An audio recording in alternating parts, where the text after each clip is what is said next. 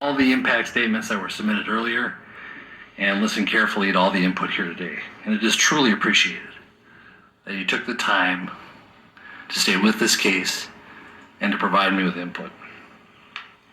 I have reviewed the pre-sentence investigation and carefully considered all the facts of the case and the law, but my comments are actually going to be very brief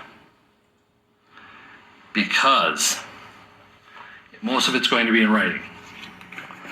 I have a 22-page memorandum that is going to be attached to the sentencing order.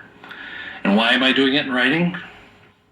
To emphasize the fact that determining the appropriate sentence in any case, and in this case, is a legal analysis.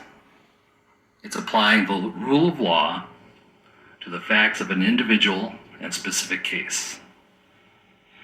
And that is why, as opposed to trying to being profound here on the record, I prefer that you read the legal analysis that explains how I determine the sentence case.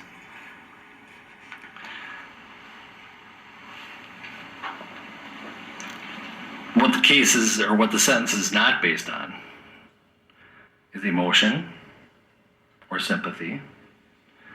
But at the same time, I want to acknowledge the deep and tremendous pain that all the families are feeling, especially the Floyd family. You have our sympathies. And I acknowledge and hear the pain that you are feeling. I acknowledge the pain not only of those in this courtroom, but the Floyd family who are outside this courtroom and other members of the community.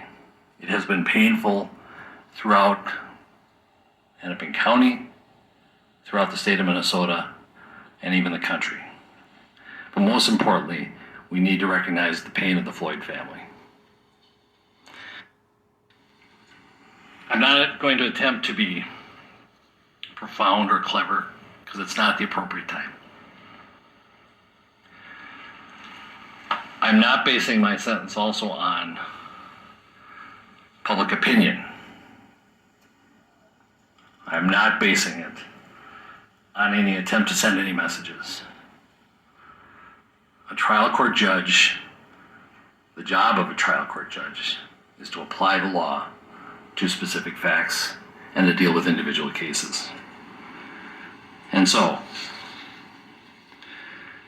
Mr. Chauvin, as to count one, based on the verdict of the jury finding you guilty of unintentional second-degree murder while committing a felony under Minnesota Statute 609.19 subdivision 2 paren 1, it is the judgment of the court that you now stand convicted of that offense.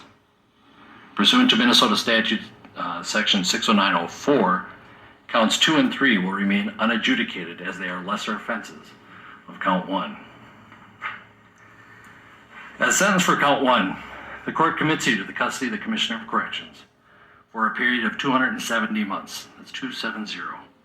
That is a 10-year addition to the presumptive sentence of 150 months. This is based on your abuse of a position of trust and authority, and also the particular cruelty shown to George Floyd. You're granted credit for 199 days already served. Pay the mandatory surcharge of $78 to be paid from prison wages.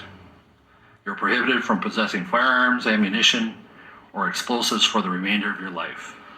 Provide a DNA sample as required by law. Register as a predatory offender as required by law. And then you will receive a copy of the order and also the attached memorandum explaining the court's analysis. Anything further from the state?